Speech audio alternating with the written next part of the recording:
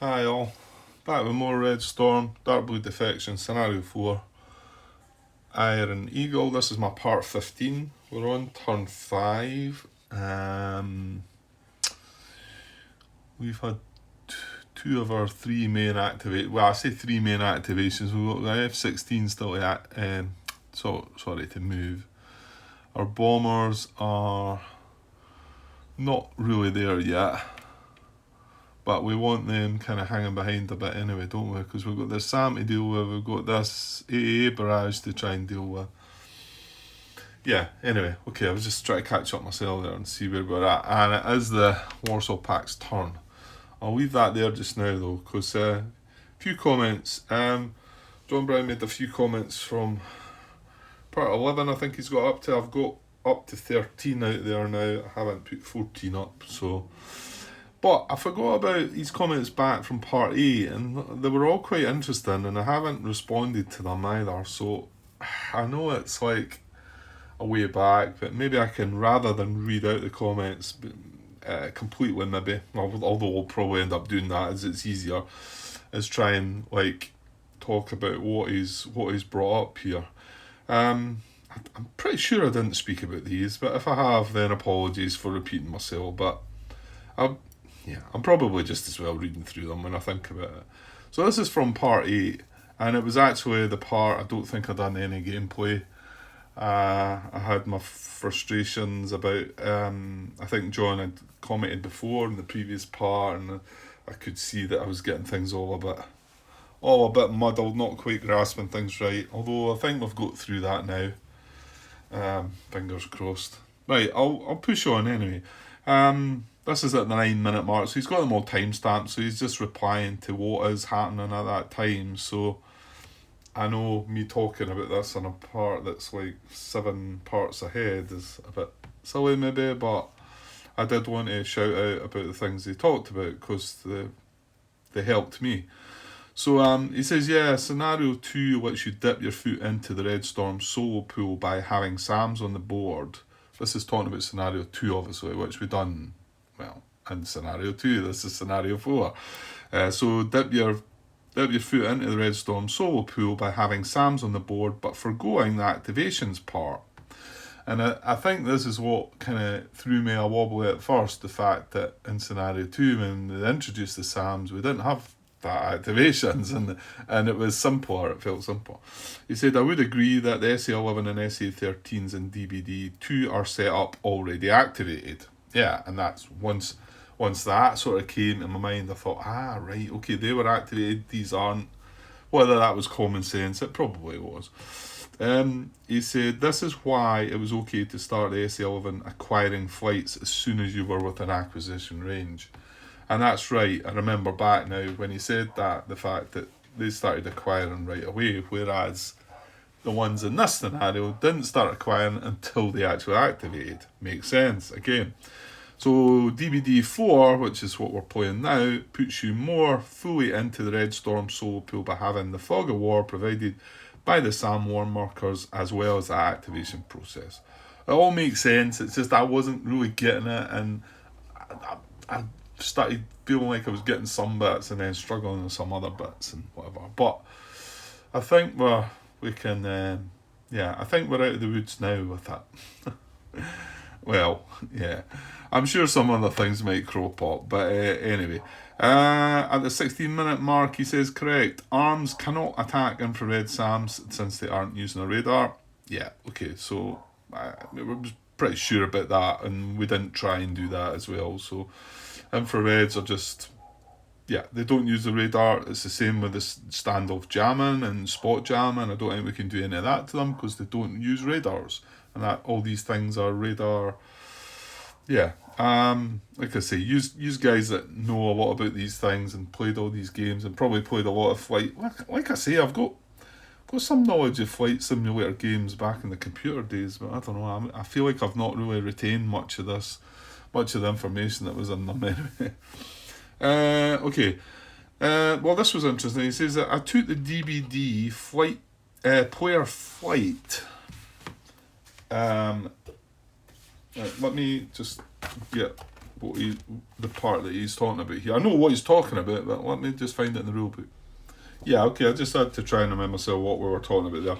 It's when they were going for activation, and in the DBD rules it says roll for activation when a player flight is within such and such hexes, depending on which one it is. However, in the player aid card 5 in the main rules, it says it has to be a detected. Right, I'm trying to find it here. This is not to activate the flights, Grant. It's like to activate the... Yeah, it's about the SAMs, isn't it? When a detected human player flight moves within the specific range. So I wondered if there was some, like, with the DBD rules should be saying detected, or maybe the main rules shouldn't be saying detected. However, John concludes that he took it to be intentional, that there's a difference between the two. I guess maybe Howard could clear that one up, possibly, if need be.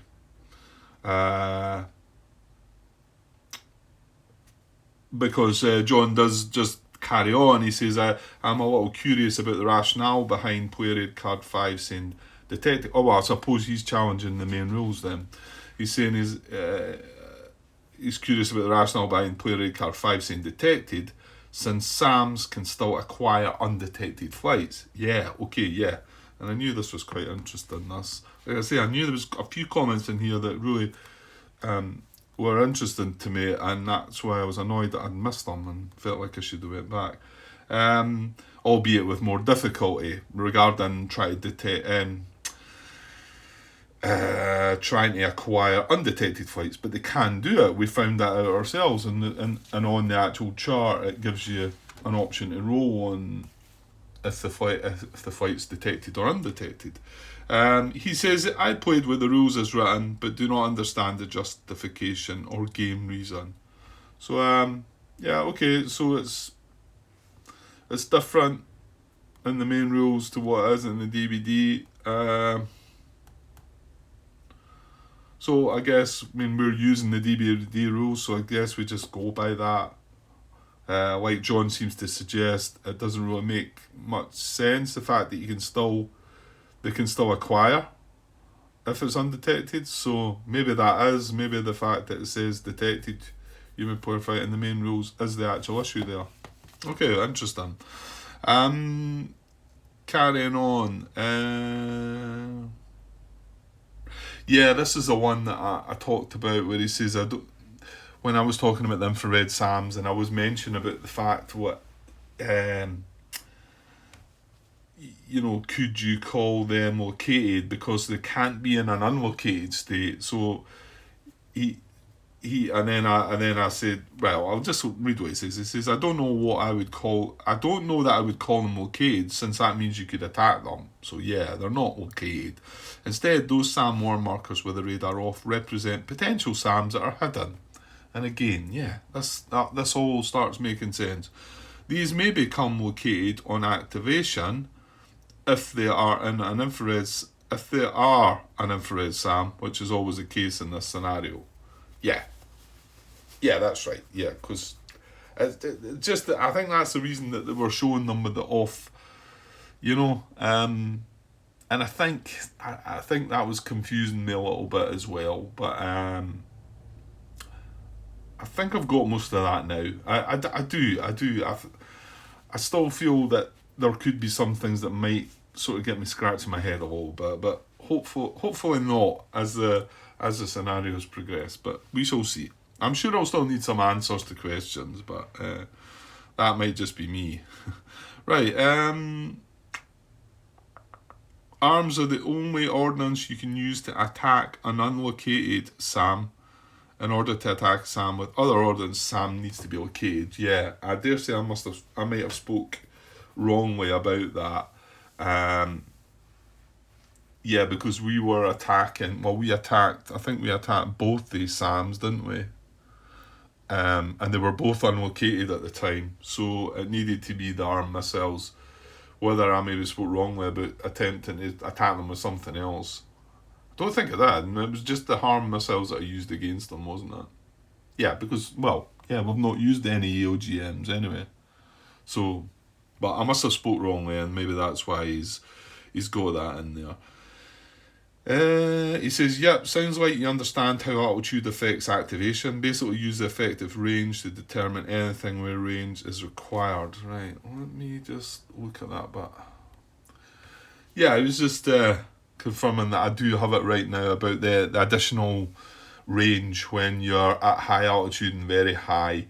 High, obviously, if I've got to be within 2 hexes, if I'm at high altitude, I've got to actually be within 1 hex. It reduces the range that, or reduces the range that I need to be within.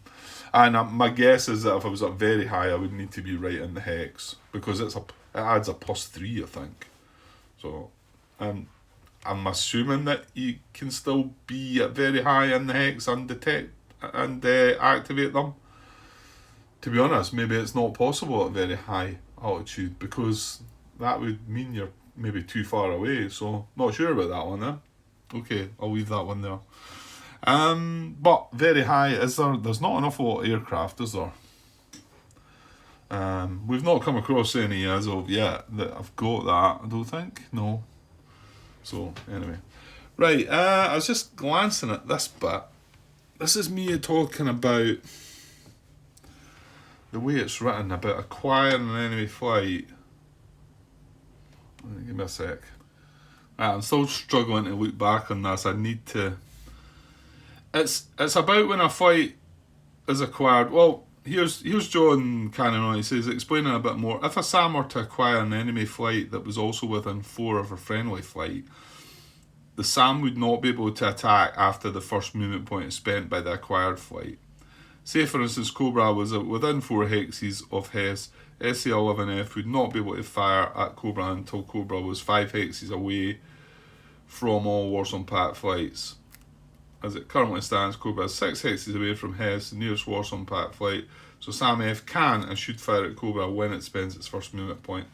Yeah, I need to go back and look at it. I think what he's saying, because I was baffled by the fact that he was talking about acquiring and firing, and it sounded like it was all at the one bit, whereas acquiring has got its own phase. But I think what John was meaning was, once a flight is acquired, it can still be acquired, but it's not allowed to fire on it if it's got a friendly flight within 4, but it can still be acquired, and each movement point spent could then mean that friendly flight is not 4 hexes away, and then it would fire. I think it's something like that. I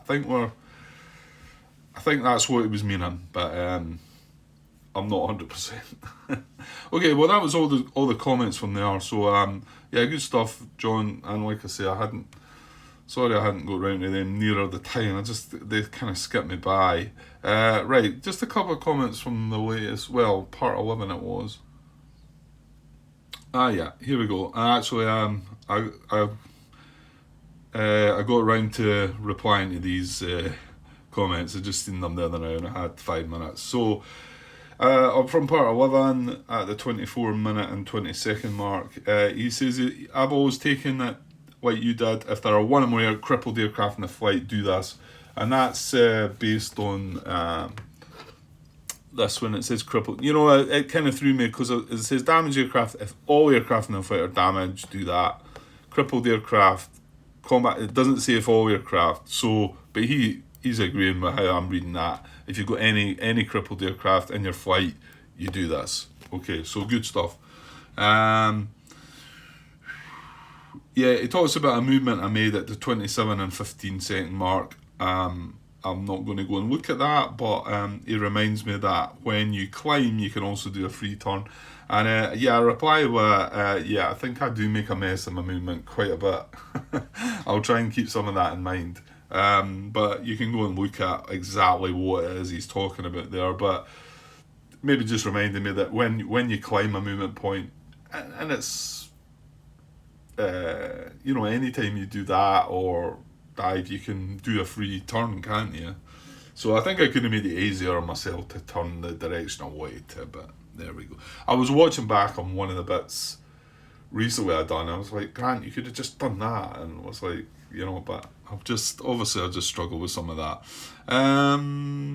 Right, at the 40-minute mark, he says, I would more than likely not split the flight in this instance. And this is when we turned his flight into 2 flights with that Richter as well. His reasoning is splitting the flight as it creates one flight that has to abort the damaged aircraft and one flight that wants to move towards a friendly map edge, which are in essence the same thing. Right, I've left the word in there. I think I've made a mess of copying and pasting this. So yeah, what he's saying is they were both wanting to achieve the same thing. They wanting to move to the map edge. So why didn't I just leave them together? I started thinking, well, we can still shoot them down, so that gives us different opportunities and whatever. And I'm thinking, well, does that? I mean, I suppose it makes it harder for us to shoot them down because now they're 2 flights rather than 1 flight. So in some ways that makes it harder for me, which I think he goes on to mention a little bit about. But I think what he says here makes sense. He says, I would probably only split the flight if there was a possibility of a flight with just undamaged aircraft, which is not possible in this case. And I've said that makes sense, and I'm going to use that in the future. And I think so. I don't think splitting flights will come up that often, but I think I'll take that on board. I'll look at it and I'll say, right, what's going to happen here if I split? And if it both ends up that the 2 split flights are ending up trying to do the same thing, whereas if it left 2 good aircraft in a flight and a good and a crippled, I think I said that, didn't I, when I was trying to explain it could make sense if you had 3 good aircraft, 3 undamaged aircraft and 1 crippled aircraft. Then that's a good split, isn't it? Because one undamaged aircraft goes with the crippled aircraft and they head for safety. And it leaves you 2 aircraft in another flight. So that's where John's saying that's when he would do it. Okay, makes sense. He carries on, splitting the flights has been rare, but when I do, and this is him explaining how he would do it, and I never really thought about this, didn't think it mattered too much, but fair enough, what he said. When I do this, he says I'd put the flight into the same hex at the same altitude and head in. I dare say the reason I didn't want to do that was because you're not meant to have 2 friendly flights in the same hex at the same altitude, but he does carry on with explaining this. He says, then during the next movement phase, they need to be moved in such a way that they don't stay stacked. In essence, I treat it like dummy generation, which explicitly says same hex, same altitude, same head-in. So what he's saying, when you create a dummy, you put in exactly the same hex, same head-in, same altitude. You could argue that, okay, a dummy is not a real flight, whereas these are 2 real flights and they're going to be at the same head and same altitude, maybe. But he says this is definitely an interpretation of mine, so it's possible that you're doing this right and I'm not. Right at the last bit there, my thinking about them, I can understand him doing it as a dummy, but if you think about it, a dummy is not a real flight, so they can be in the same hex at the same altitude, whereas 2 friendly actual flights in the same hex at the same altitude sounds maybe like they shouldn't. I've said makes sense, and again I'll use this in the future. I don't think it makes an awful lot of difference, but right, we'll see. And that's it. That was all. So that's it. Not too bad. Well, it still did almost stretch to 20 minutes. However, okay, give me a sec. Right, let's move on. Get a little bit of gameplay done. So it is Warsaw Pack turn to draw a chit. So let us do that. Yeah, they've got their 2 fighters this way, and then obviously the other 2 flights, the one that I'd split, that's kind of not really. They've got a 4 in the large, so I think that's a 2, isn't it? Yeah. So they've got a 2.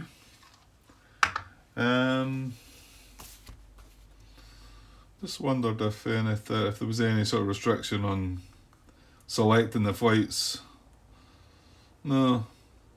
Just, the fact this has got a border on it, if it should be picked, I don't know, last maybe, or even maybe looked at first, but it doesn't. You just randomly roll to see what's happening. So we've got two chats. We've got two spades, a heart, and a diamond. So I'll just roll the dice. Yeah. I've got an 8. So 8 is 7 and 9. It's diamond. So it's going to be Zelenko first. Sorry, that's maybe a bit too far away to see what's going on. Right, so Zelenko, he's got a max turn marker on. He's at medium altitude. He's got, yeah, a few options. Well, he's got Saint. That's Saint, and there's Cobra there. So 1, 2, 3. Yeah, well, Cobra is obviously the closest. So he does have. He's not got any markers on him. Well, the max turn doesn't really count as anything. So we can just move to engagement actions, and yeah, well, he's going to roll to see which one he's going to do, isn't he? And this time he will be able to do both, though. I'm pretty sure he will be. Well, hang on. Does he have BVR weapons? He does, doesn't he? Yeah, they're just not as good, but yeah, he's still got a range of 6 from the front. In fact, they're not that much worse. Depletion number's not great. Well, actually, no, depletion number's the same for both of them. Okay. So yeah, I'm just going to roll to see which one of the two. Roll 1d10. So it's a 6 or less. That'll be BVR. It's a 1. So it will be BVR this time. So after them, the last 2 times. Was it the last twice? No, I think it was just that both of them done the standard air and could not.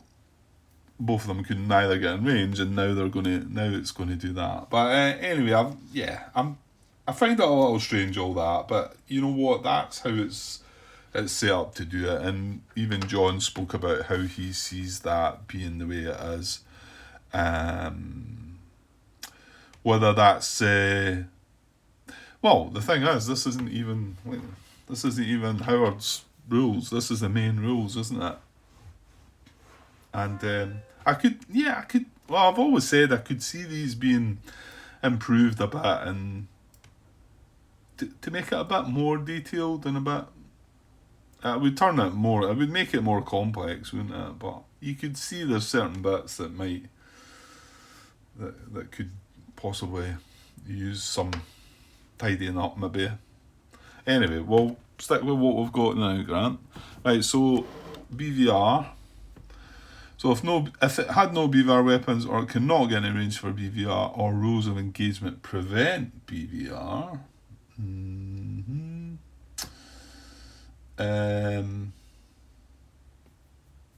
Well, that's a thought, yeah. So it's at least bringing that one in. Now, I'm just wondering, we are going to... No, it's within 3, isn't it? It's just Zelenko... Hang on. Now, where Zelenko is now... He's talking about Cobra here, because Cobra is the closest flight. He's 1, 2, 3 away from it. So, I mean, all he needs to do is... Well, actually, he can't make a turn to start with. But my guess is he goes forward, turns into that hex, probably 30 or 60 degrees, and then he's got him right in front of him. Now, Zelenko would be 4 hexes away, but the fact that it's behind the flight, does that matter at all? Maybe it does not. So I'm looking for rules of engagement.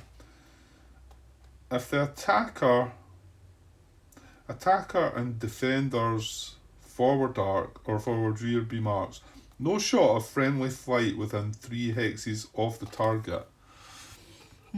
Okay, so that kind of tells me that if we moved into that hex there, right, and we're firing BVR on that, and Zelenko was in this hex behind us, we would not be able to.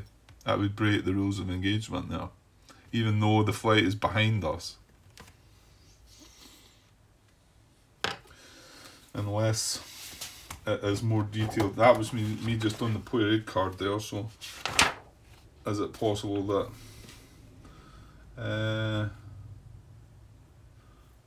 the attackers and defender forward arc, so it's not permitted.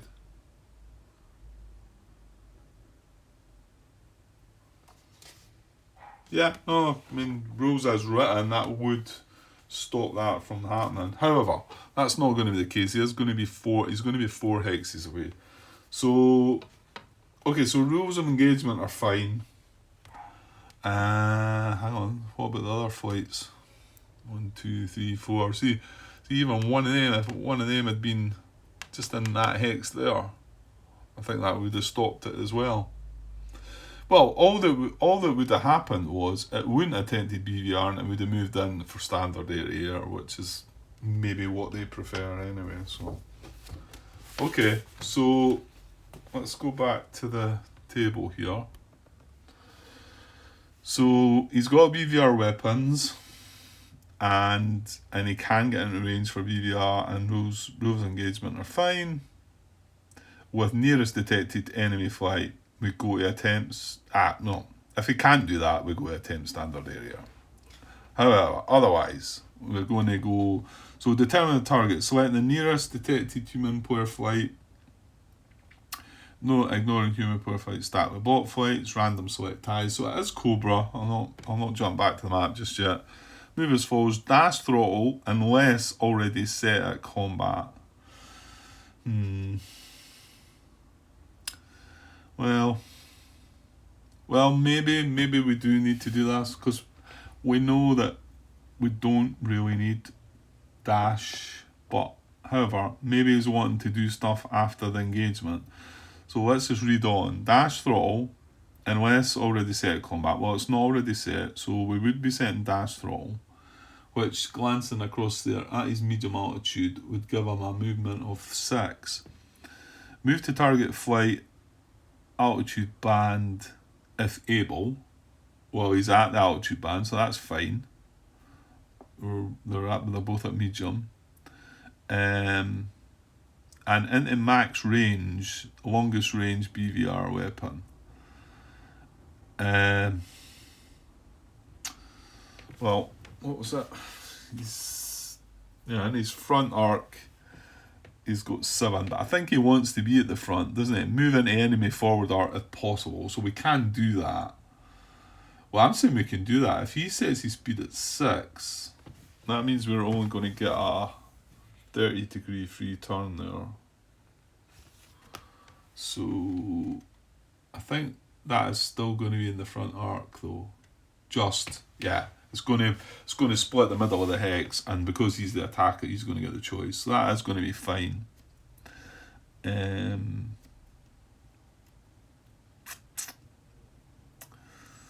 then if successful, resolve attack. After attack, or if BVR engagement attempt unsuccessful, then move 1 hex ahead and turn 90 degrees to 1d10 left odd or right even. If movement points still remaining, move straight ahead. So that kind of tells you that he's wanting to kind of get out of there once he's done his thing. So that's why I'm going to stick with, it's saying to select dash throttle, so we're going to do that. You kind of would have thought, well, no. You know what? This is maybe how I should be doing it. I should be going fast, firing things. I think most of my BVR's been at long range though, isn't it? Okay, right. So it's all about messy in here. Should I? Yeah. I don't want to take them away in case I'm missing something. I think I asked the question in there, but I think that was the very latest episode, the very latest part, and I don't even think I've uploaded that yet, about can I not just take these away? These two in particular, because they've got 8 turns of suppression, and we've only got 5 turns left of the game. It's just that we'd clear up some clutter in there, wouldn't it? Well, you know what? I'll just leave it, and then we can wait. I mean, I really feel like that's not an issue in taking it away, but or could I not just take it off the map and then put it back if for some reason I get told I could do that, couldn't I? Because this is right in the way, isn't it? This was one of the 2K22s. Right, what I'm going to do is I'm going to move these aside. I'm going to keep them stacked like that, just off the map. And I can still tick them down their suppression.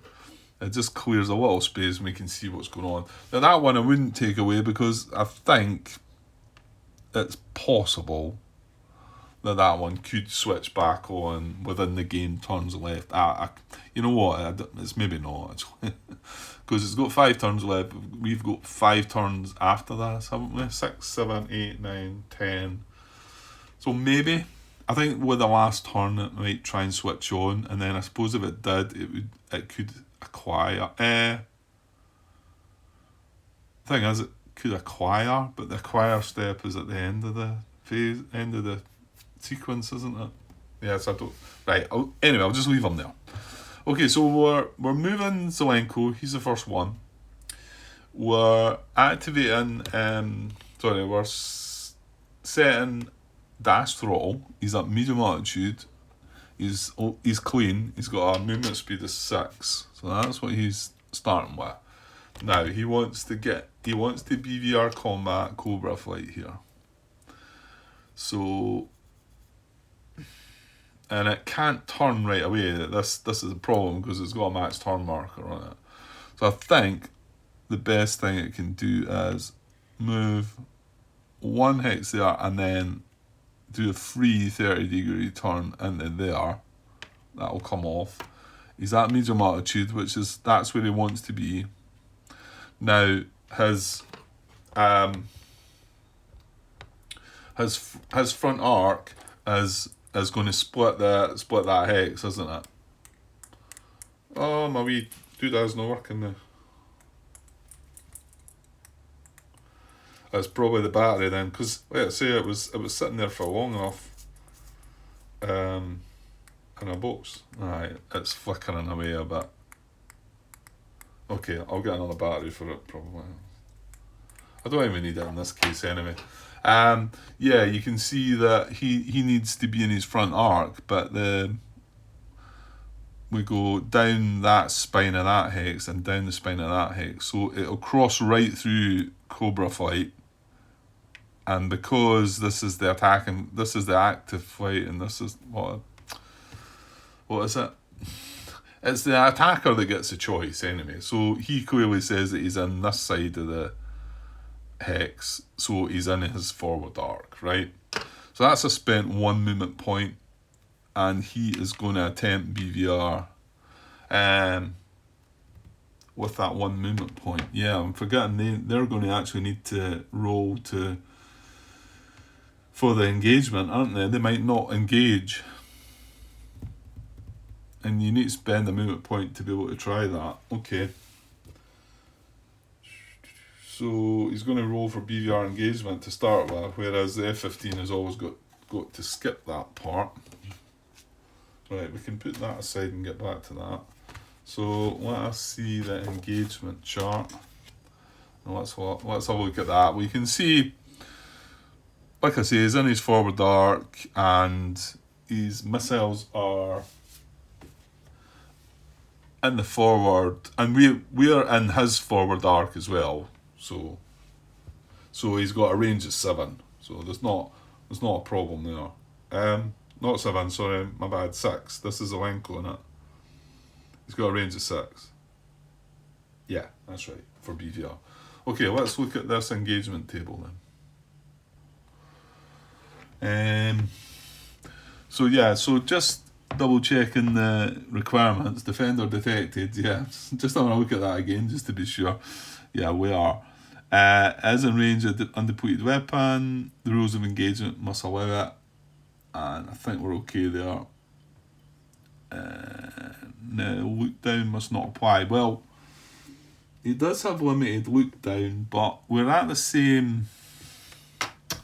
That's 10.23. We're at the same altitude, and I think that's all about what look down's about, isn't it?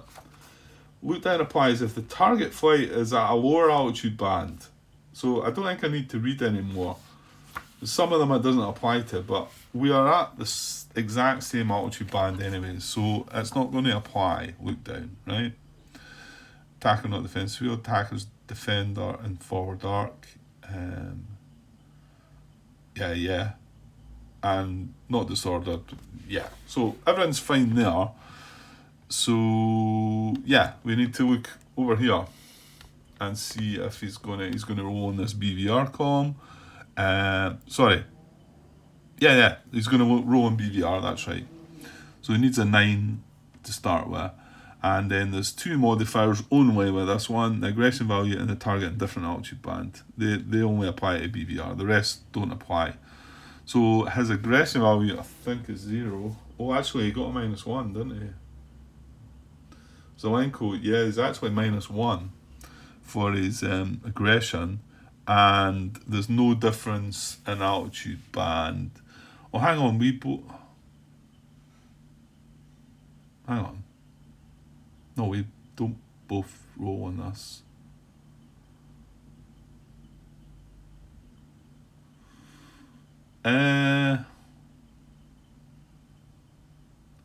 Yeah, I think I'm getting muddled. Only an attacker rolls, yeah. Yeah, I was starting to think we both roll on this, don't we? But no, engagement. Only the attacker rolls for BVR engagement. If successful, proceed to step B.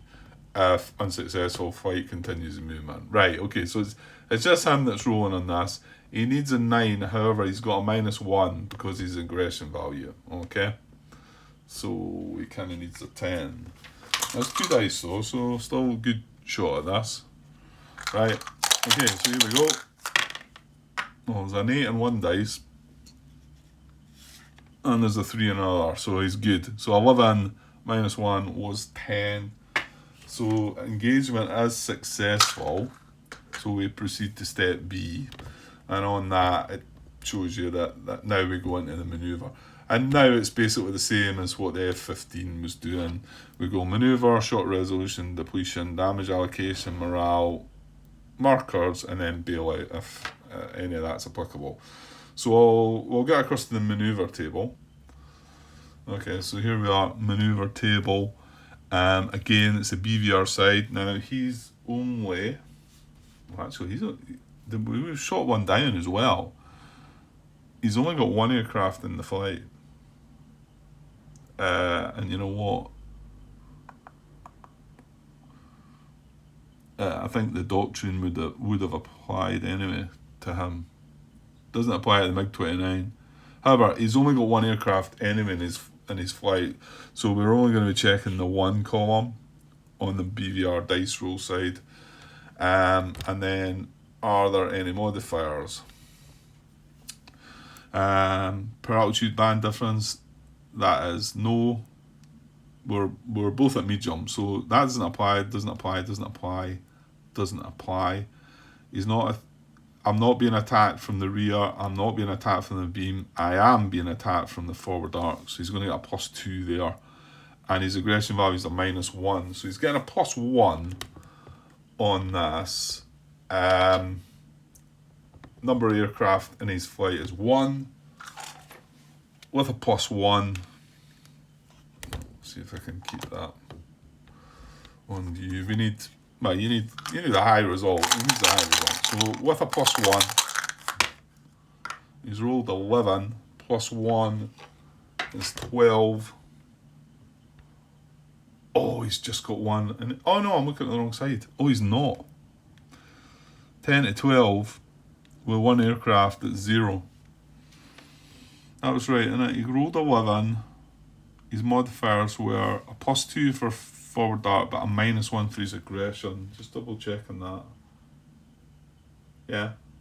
Zelenko, -1. Yeah. So rolled 11, +1, 12. 10 to 12. Yeah, if he'd had these 2 aircraft in his flight, he would have got 1 shot opportunity. So he'd get 0 shot opportunities. I think things just stop there then, don't they? Yeah, because it's maneuver. Yeah, check if Soviet doctrine applies. If no shots, skip to G. So he never got any shot opportunities. We skip to G. Mark disordered abort status based on morale check results. Well, we didn't roll on morale. Place a BVR avoid marker if any shots occurred. Well, they did not. So none of that applies. No bailout. Yeah, that's that. So we got away with that. So just coming back to see what happens. 10 BVR engagement. If successful, resolve attack. After attack, or if BVR engagement attempt unsuccessful. Well, it was successful. We had an attack, but we didn't get any opportunities, shot opportunities. So then move 1 hex ahead and turn 90 degrees to either the left or the right.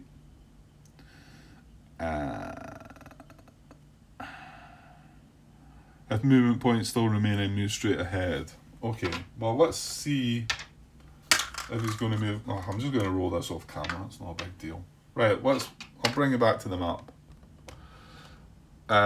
So he's still got 5 movement points. Yeah, and it's not that he can move and try and engage again, because the engagement was successful. He's just never got any shot opportunities. So I'm going to roll this dice. 1d10. It's going to go left if it's odd, or right if it's even. I rolled 1, so it's going left.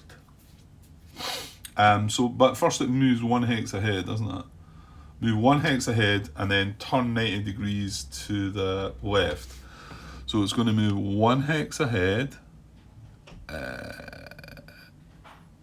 Right, well, I can't do this as a free turn, so that 1 hex ahead turns it down to 4. Right, well, the fact it wants to turn 90 degrees, we can only make a free 30 degree turn. So it's got to be a paid for turn. So it's 90 degrees to the left. So that's turning this way. So we've got, it's facing that way. 30, 60, 90. So he's facing down the spine there. So that would cost him a movement point as well. So he's down to 3. And then it just says if movement points still remaining, move straight ahead. So I assume he's just going to move 3 hexes ahead then. So I'm just going to do that. I'm just going to do what it says. So 1, 2, 3. Right. So he's just in the middle, in that hex. He's on that hex spine in Swineford.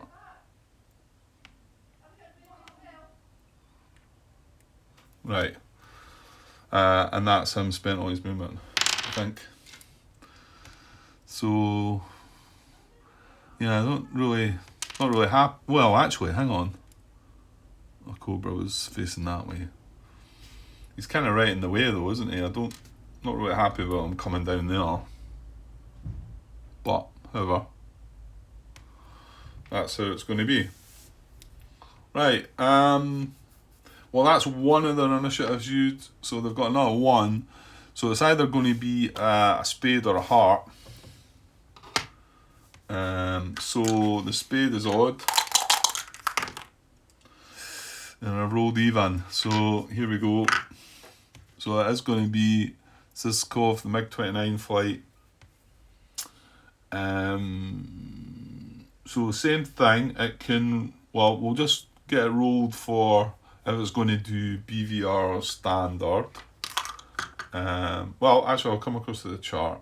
Hang on, who's 1, 2, 3, 4, 1, 2, 3, 4, 5. Yeah, so his target still is Cobra.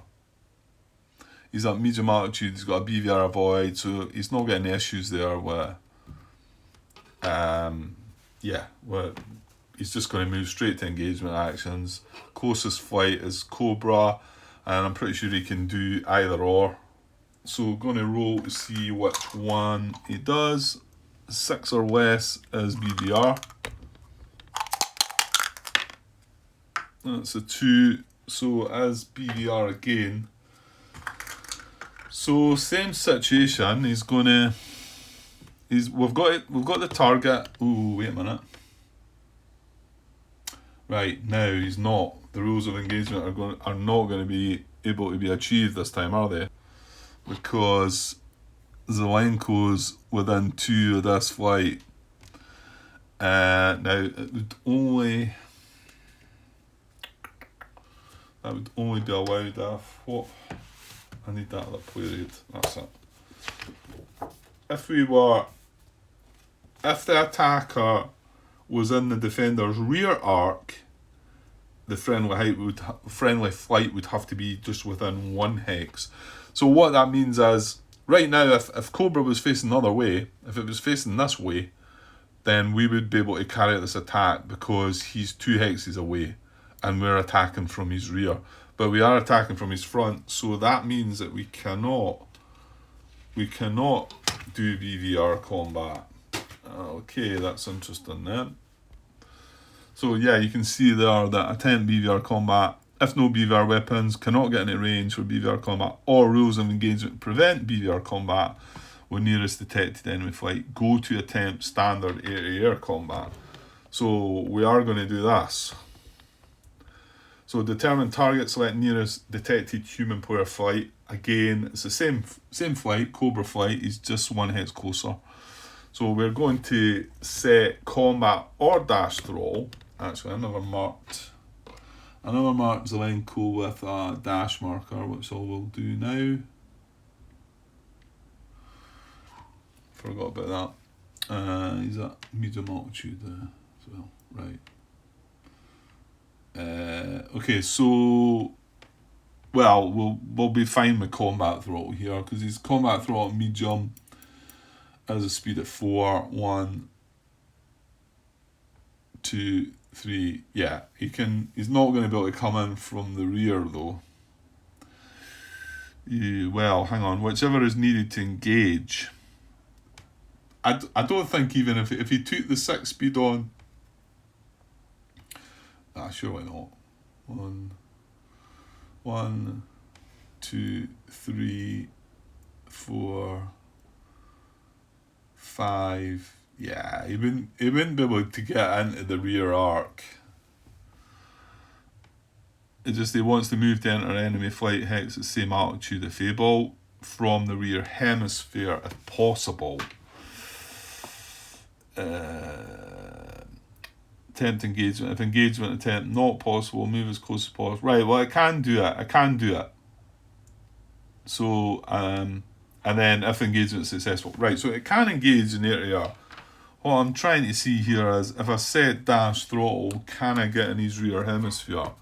And although the decision to set combat or dash only seems to be said based on to engage it, you would think that if you could get into the rear hemisphere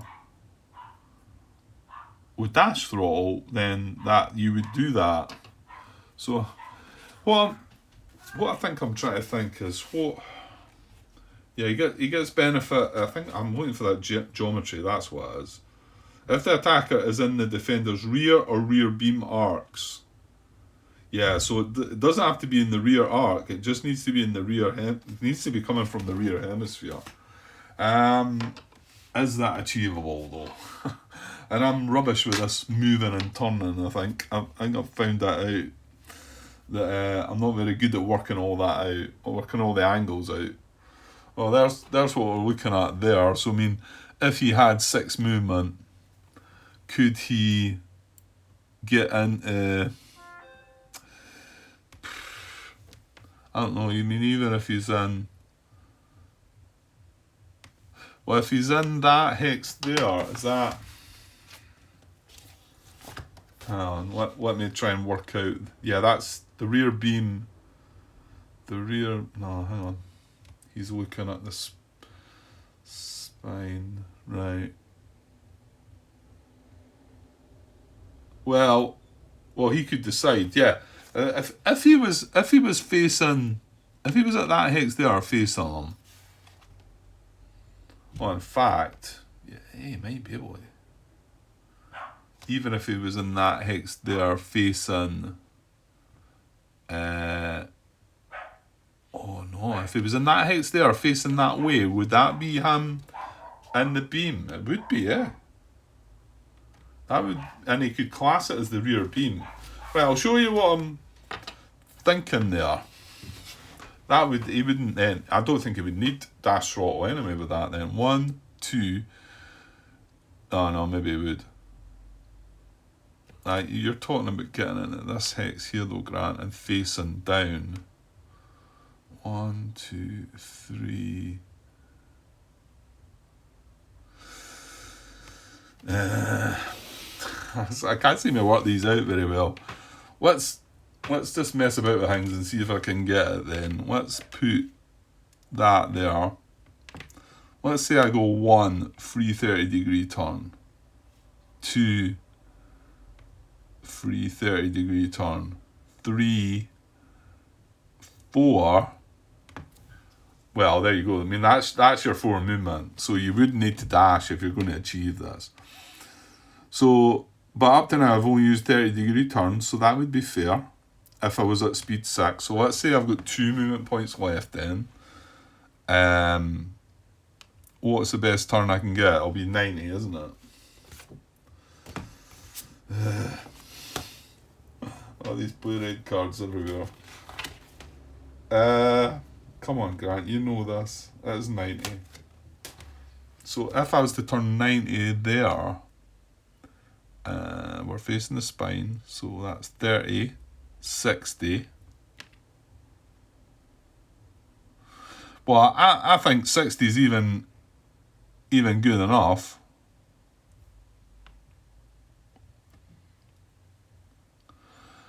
Because if he's in there, then his beam crosses right through that hex, right through the middle of that hex. So we are the attacker. We can get the side that we are in his rear beam, not his front beam. Okay? So if we're in his rear beam, now we can also, when we go to check if he's in our forward arc, well, our forward arc for that is going to be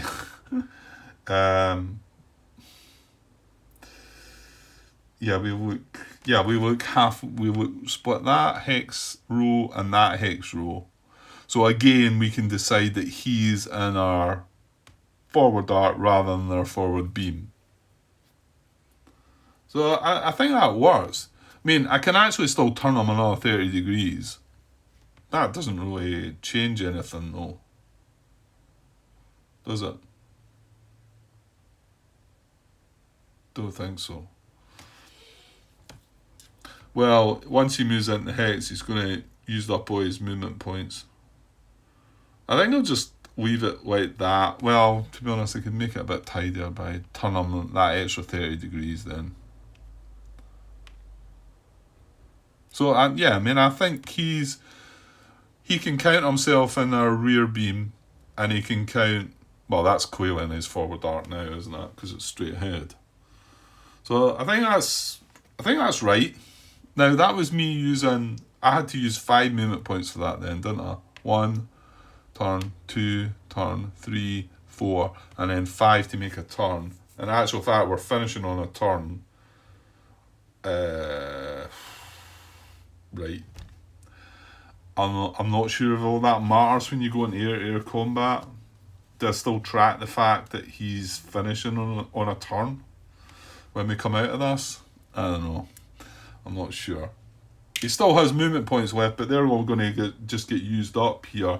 Well, unless we don't engage. So in actual fact, maybe I should be tracking this. Let's track the fact that he's used 5 movement points, because I can't remember. He had a BVR avoid marker. I just thought that was a max turn marker. What a... you divvy. Oh, that's made all this a mess.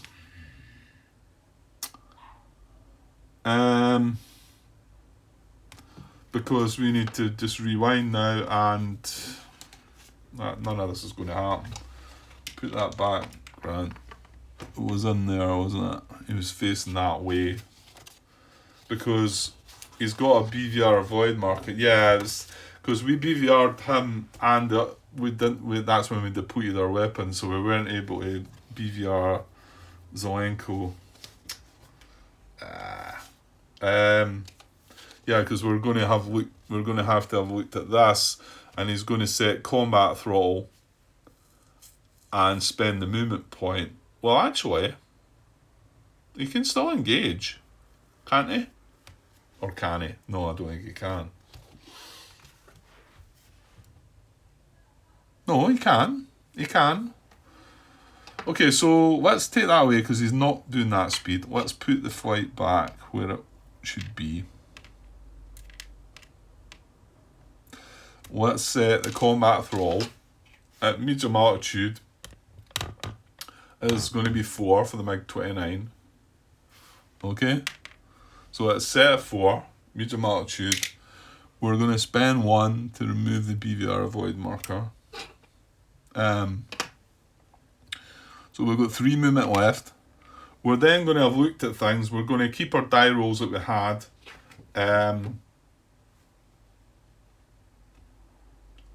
Yeah, because he couldn't BVR because of rules engagement. That's what he rolled on. So we couldn't do that. Played cards everywhere. Right. So he's then going to... That's his target. Combat our dash throttle, but he's already got the throttle set anyway, so we can't change that now. Can he attempt engagement? He's got 3 movement points. He can move adjacent. 1, 2, 3. As long as he can get adjacent.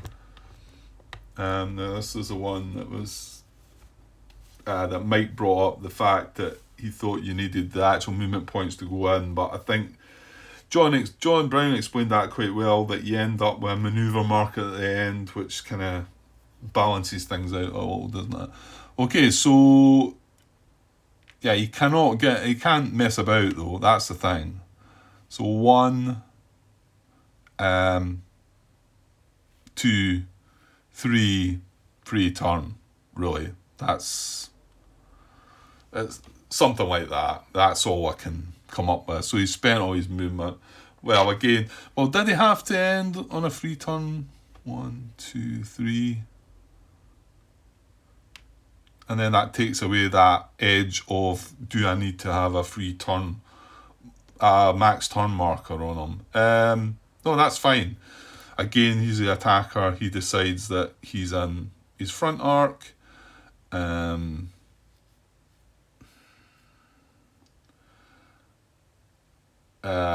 can decide that we're in his front beam rather than his front arc, but I don't think that helps. So I don't think that matters. So yeah, I wouldn't finish on my turn. He's at medium altitude. That was that. Okay. He didn't dash. Okay, right, so he's going to attempt engagement then. He's moved adjacent. So yeah, let's get parade 1 back and look at. So we've not done this for a while. So this is a bit different. So I'm going to bring that chart up and we'll have a look at that. Right, okay. Standard air combat sequence. Engagement. Attacker announces multiple attack or slash attack. Well, I don't think we're using any of them. I don't think the bot... Well, actually...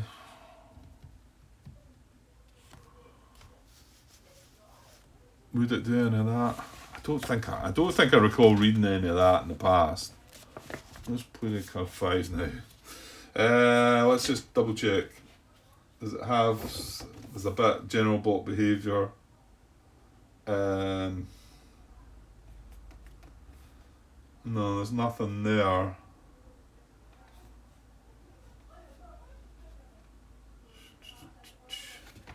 I don't know if the full rules have anything about that. We have done this before though.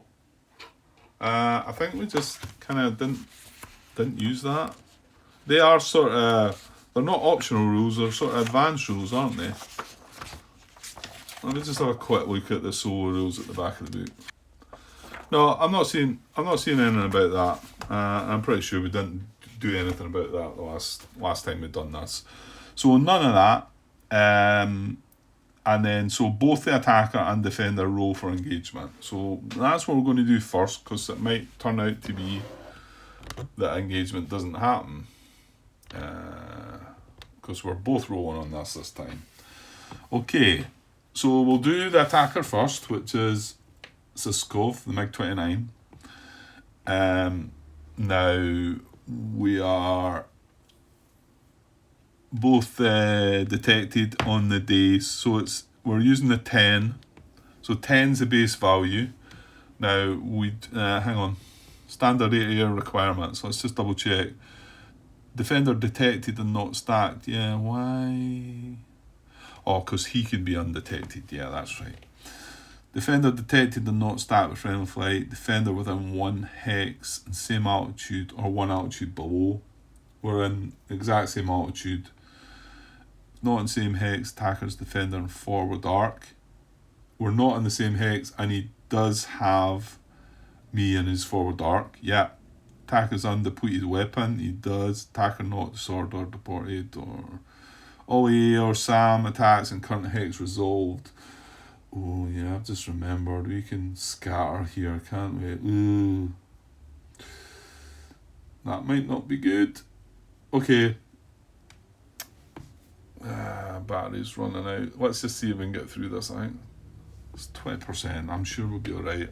We're at an hour as well, so I just want to finish this. This could take a little bit though. Okay, let's move on.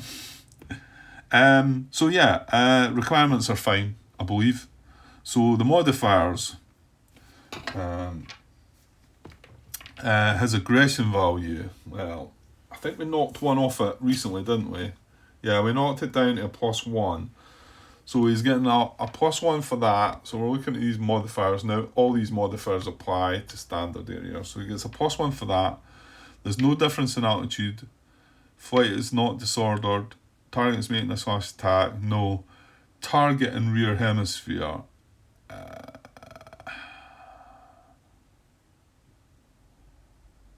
No. Yeah, this is where we would have lost. We would have took a -1 hit if he'd been able to get in a rear hemisphere, but he's not. So target is not in rear hemisphere. Target in his mass. No mean. Yeah, right. Okay, so he's got a +1 on this roll. So, and he needs a 10 to succeed. So we're kind of hoping that he doesn't succeed, but here we go. And he's rolled 14, +1 is 15, so he has succeeded. Right, so now it's over to us. So we've got to roll, and the modifiers for us are, well, it's Cobra flight, so we're getting a +3 for our aggression. And, well, I think that'll be it, won't it? And like I said, if he had got us, if he'd, yeah, target in rear, if he'd got in a rear hemisphere, then we would have took a -1 for that. But he didn't. So we've got a +3, so, and we only need a 10, so unless things go horribly wrong. Oh no!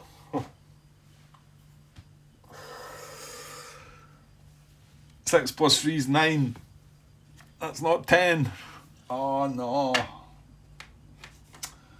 Alright, this is looking grim. Okay, so that means the results are attacker yes, defender no. Attacker yes, defender no. So attacker has surprise and we have disadvantage. So, and it's going ahead. Okay, so going back here, our next step is maneuver. So we move the attacking flight into the hex of the defender, retaining its heading. So, right, hang on. I'm pointing at the spine of the hex here.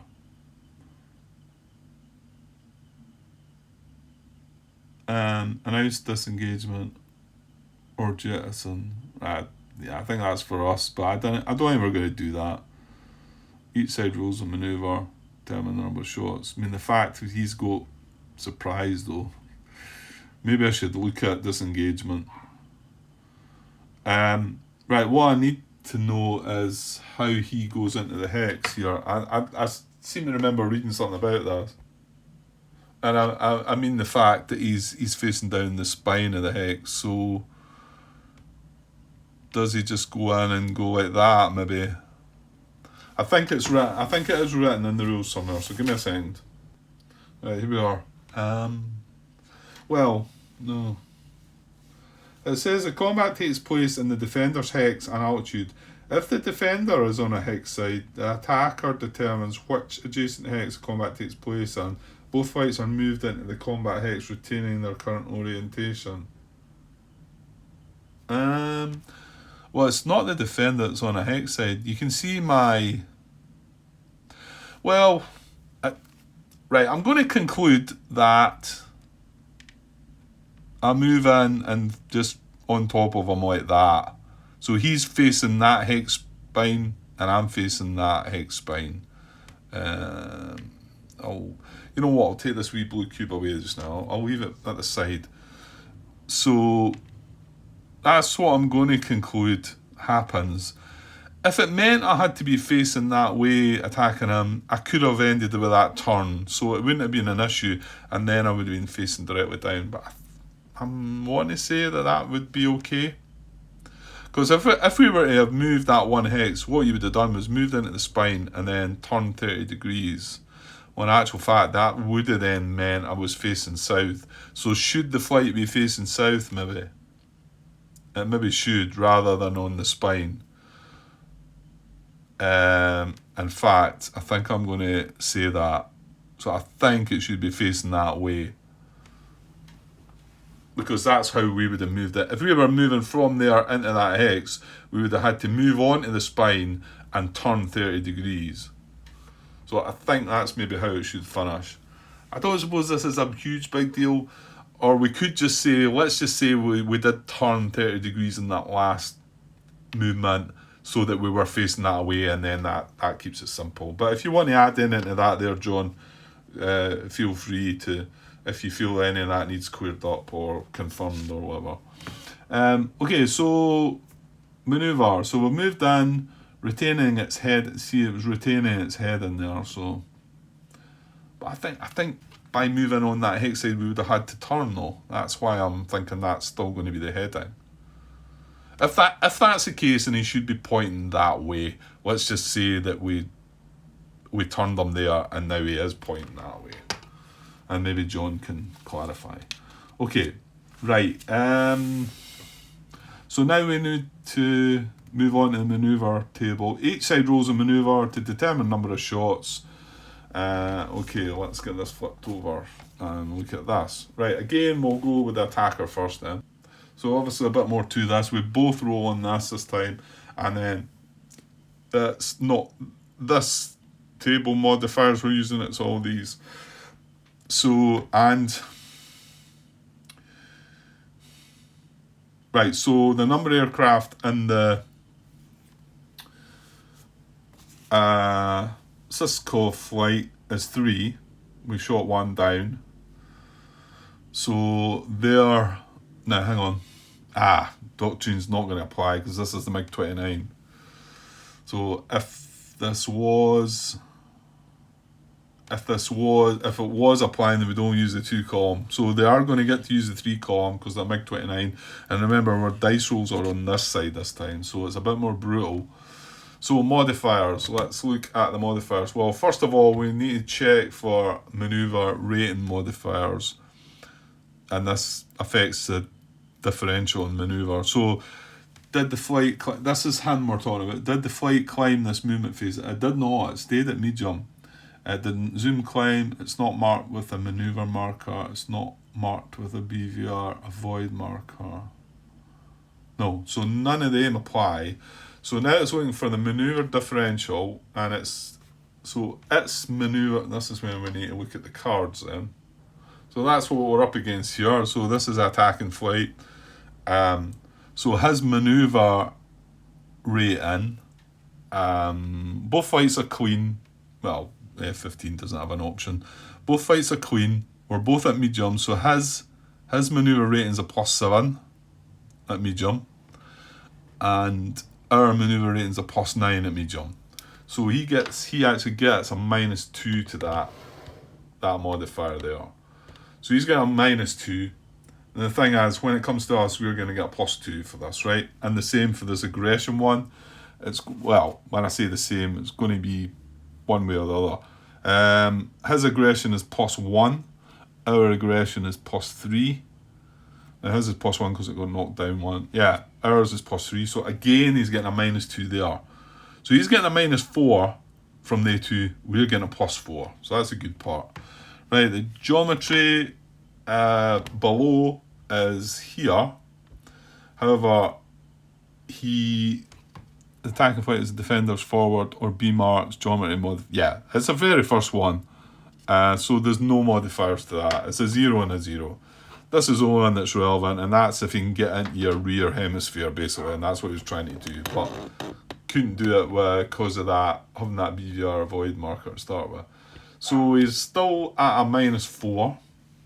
And just to remember us, we would be at +4. So rather than have to count up again. Enemy flight disorder, no. Flight has surprise. So he gets a +3 for that because he got surprise on us. So that's him now sitting at a -1. Flight is disadvantage. Well, we're obviously going to get that one. That doesn't apply to him. Disengaging, combat at night. So he's still got a -1 there, hasn't he? It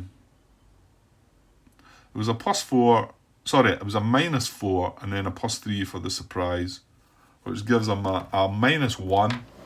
So here we go, a -1 on the 3 column, but bear in mind it's these numbers that we're looking at. So here we go. I feel the worse here. Right, obviously the lower the better for us. So with a -1, 12, it's high enough, I think. However, I'm going to get a -1 at that. So the result is 11 on the 3 column. You know what? It's not bad. 11 on the 3 column, it's 1. So he's got 1 shot opportunity. Now, do we resolve all this first? I'm not sure. So he's got 1 shot opportunity. Well, to be honest, I think we're meant to roll on all this first before we actually resolve the shots. I think in the past I've just went on and done the shot resolution because it's all happens at the same time anyway. Hi all. Right, unfortunately from that last bit where I just cut off right in the middle of everything, I had to dash off then, and to be honest, as a few days went past since that happened. So right in the middle of this combat, this air-to-air combat and this hex here, isn't it? So just try to catch up, just briefly watch the end of the cut of the video I had. We had just rolled for the number of shots, and they had got, this was for the attacking Warsaw Pack flight. We rolled a 12 with a -1, which was 11. And they have 3 aircraft, don't they? So it was only got 1 shot opportunity. So I was just checking. I think I was wondering about going through and doing this for us first, but I think we'll yeah, I'm not sure if you go right through everything. Yeah, I think this is where I left things, didn't I? Flights taken morale, rolling damage allocation.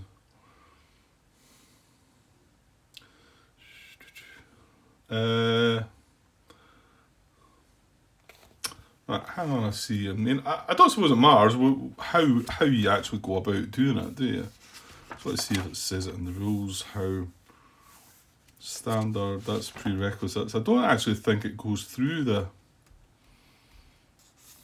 It's better actually just using the charts, isn't it? Well, the post-combat procedures start at conduct a morale check, so maybe that's where we should stop. Right, okay, well, he's got 1 shot opportunity, and so here we go on this. Now, this is Cisco, isn't it? And that's oh, sorry, maybe not been shown this because I've had this at the side. That's his weapons here, and it's oh well, actually, hang on, he's in air-to-air combat here, isn't he?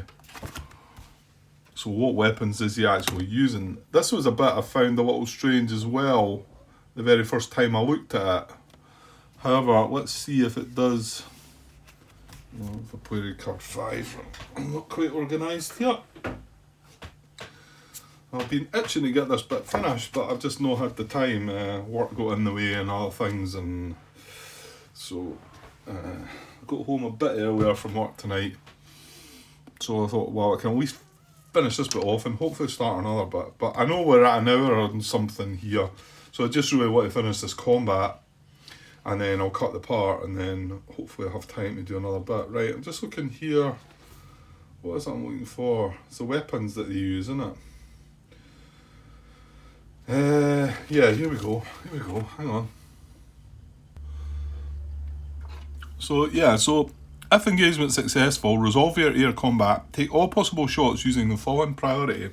So infrared missile, gun, radar homing missile. I suppose that's how you would normally think about it if you're in standard air-to-air, wouldn't you? I think the very first time I looked at it, it didn't look like it was the right choice of weapons. So what we've got here, let's zoom back out a bit, get a look at that. That's the top one there. So if it was his infrared missiles, he gets a +3 depletion levels 3. If it was his guns, +3 depletion level 4. So it makes sense that would be what I would choose between these two. Between the 3, with his radar homing missiles, he gets a +3 and the depletion level 6. So this does kind of match out. So we're going to use his infrared missiles. Who don't have they don't have a BVR capability, so they're just standard area. So it's a +3 in the division, depletion level of 3. Okay. So these modifiers here are going to be a nice wee +3 to start with. Now, this is not BVR, so flight has one or more additional undepleted weapons. I'm assuming they would use this.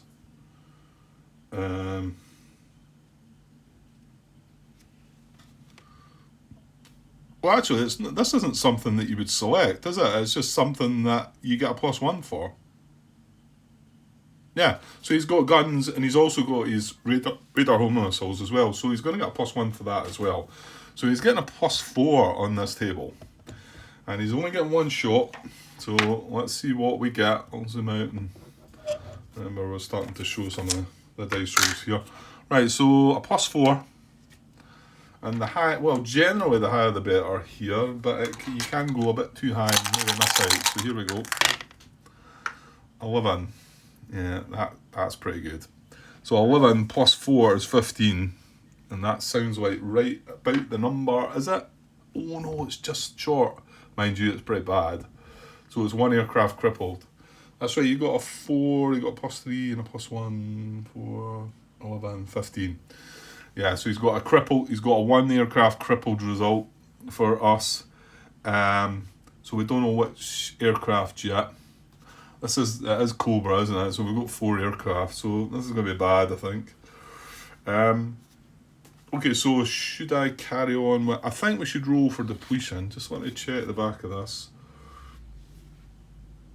Well, you've got depletion, damage allocation, and then I think I'll switch over to the other side. If for some reason... right, hang on. Sorry. If for some reason I should be doing this different... I mean, it doesn't make... I don't think it makes any difference. As long as I'm doing exactly the same. Right, I'm looking for something that I'm... Damage allocation, is it? Depletion and then damage allocation. Yeah, I just went to get the right chart. So it's on this side, and this is where we'll check morale as well. But we'll need to go back for us. So that'll be next. However, we are going to roll for depletion. Now, he had a +3. He only fired 1 shot. So it's just 1 die. And this is where we'd like to see a nice low roll. So there's no modifiers. His depletion level's 3. Oh, look at that. He's just lost them. Well, that's his radar. Well, it's not the BVR weapons. I was looking at the right flight, wasn't I? Yes, I was. Right, so I'm going to score off. That's him depleted his infrared missiles. So that's good for us. He's still got his long range BVRs though, and well, they aim for 80 as well, standard 80 will work. Okay, and then finally, before I switch across to myself, and then we'll come back and do morale for each flight.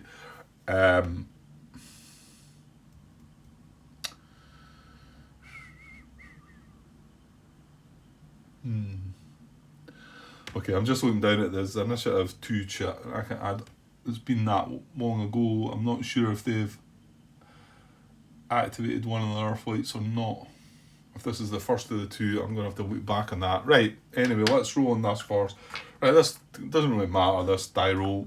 I'll not bother showing this on camera. So, this is us. We've got 4 aircraft, so we're rolling on the 4 column to see what flight's crippled.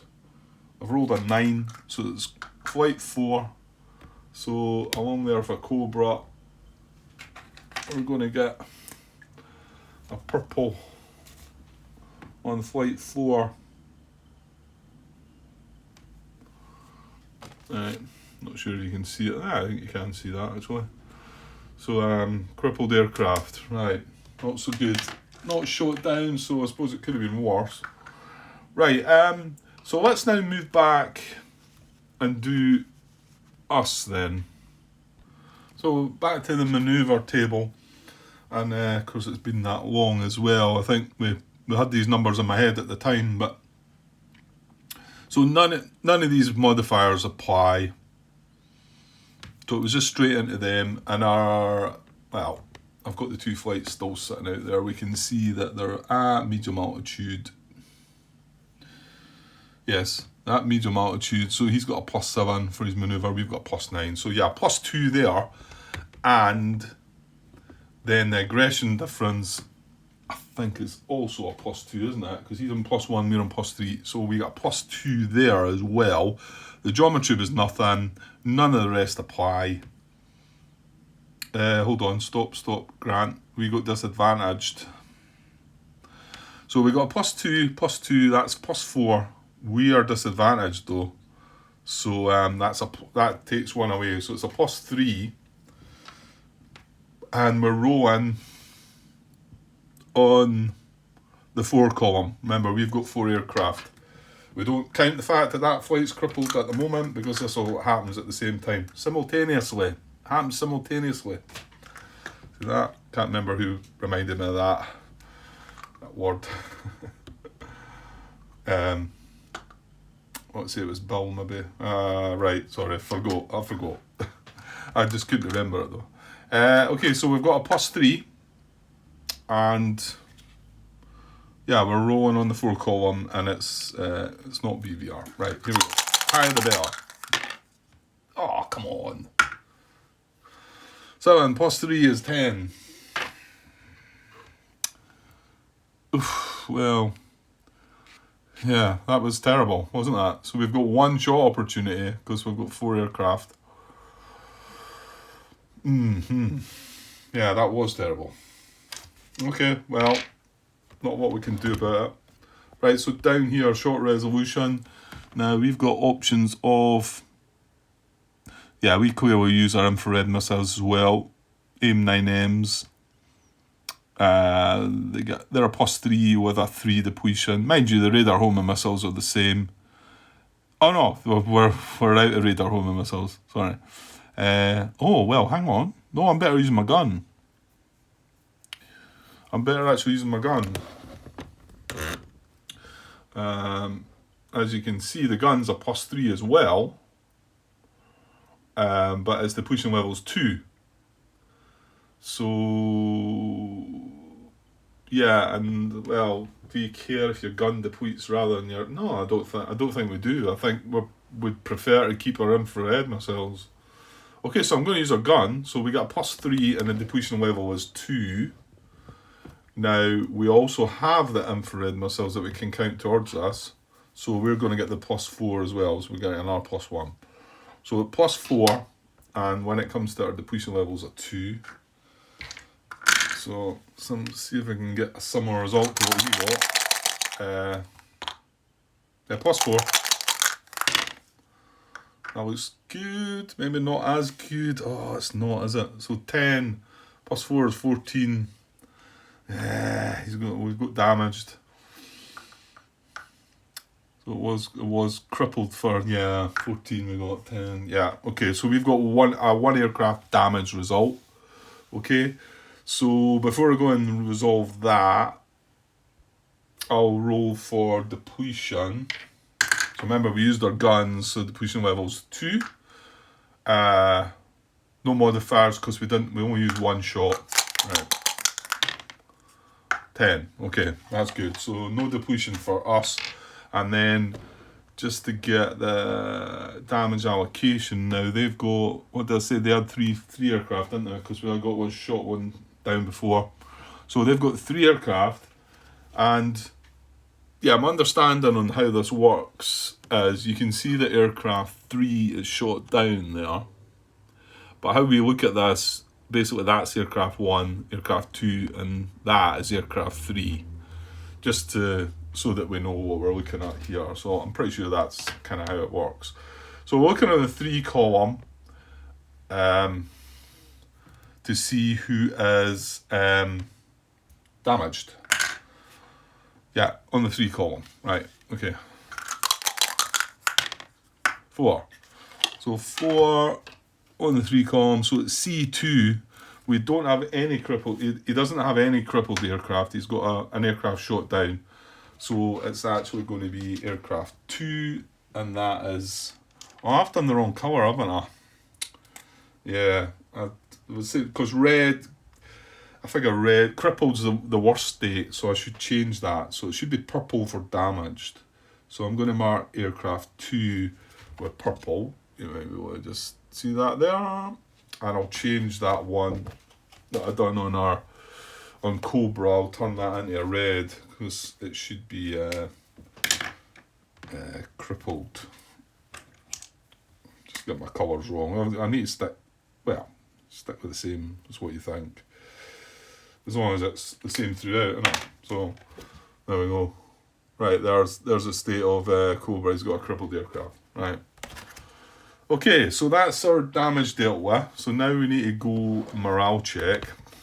And we both suffer this consequence as well. Yeah, it's morale first, then scatter. Okay, this is 2 die. Right, so we're going to do him first. We're going to do the attacker first. So now this time we're rolling on this. This is the numbers we're looking at, the die roll, 2 dice. Modifiers, their aggression value is 2, plus 2. No, sorry, plus 1. Yeah, their aggression value is plus 1. They had surprise, yes, they did. So that's another plus 1. So that's plus 2 disadvantage. Well, we're going to get that. So that they're at plus 2. Now, per enemy aircraft, damaged, crippled, shot down. Well, they crippled one of our aircraft, so not plus 1. That's plus 3. And however, they had a friendly aircraft that was damaged, so that's a minus 1. Taking it down again. So what was that? 1, 2, 3, 2. So they've got a plus 2 on this die roll. And we want this one to be nice and low. So here we go. Oh dear. 18 plus 2 is 20. I don't think anything's happened to them there at all. And the numbers are a bit more, they're a bit more brutal here as well. So greater than 17, they still would do a Jetson check. But yeah, both fights are clean here. So nothing to them.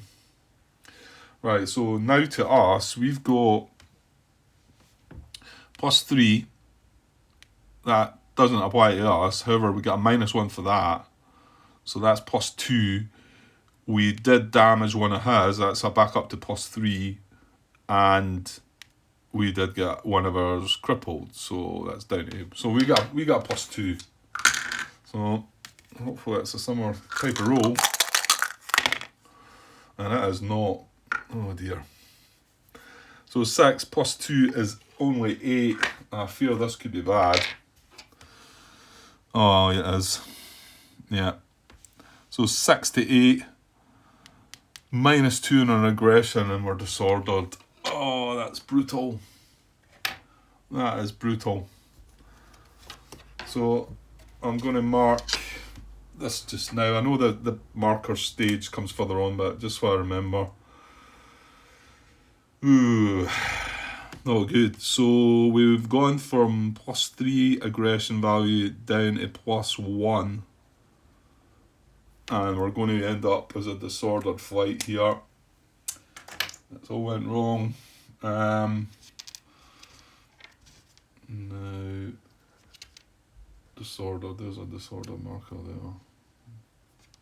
Right, I'll keep that handy because we need to mark the flights after this. Okay, what's next? I think it's scatter next.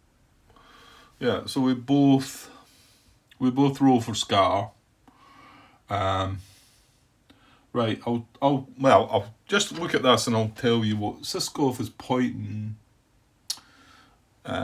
He's that one pointing to the hex edge, hex side, or whatever you like to call it. But it's that one anyway. So we're going to roll one die. And if it's odd, it will descend as well. So we roll one die. Let's see what we get. He's rolled a 10, so he's not going to descend. And he turns, doesn't he? Turn and move the flight to the indicated hex. So he's going to turn southeast of where he is. I'll just swing around there and make sure we get this right. So he's facing that way. So he's going to turn and go into that hex, isn't he? Is that right? Yeah. Down to the right. Down to his right. Okay. So I'm going to turn and right into that hex. Now he didn't staying at medium altitude. He didn't change his altitude.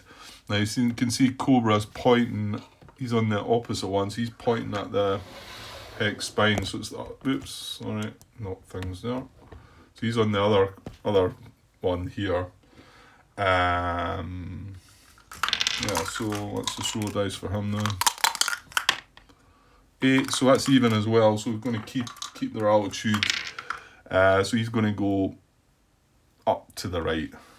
Yeah, okay. So, and he's going to turn into that hex. So he's going to turn into there, pointing that way. Well, that was good then, because we were worried about we didn't want to go in. Yeah, we didn't want to go in this hex. That was right. Okay, because there's AA firing there. Yeah, because we would have took that at medium altitude. Yeah, we would have. So hang on, that's his medium altitude marker. We'll put that one down there beside that other flight. Okay, so that's a scar. Now, it's on a... Let's just look at this. I might not need to come across here. That was a scatter. So now markers / detection, one of the things I've missed in the past. Place maneuver markers. So yeah, they're both going to get them.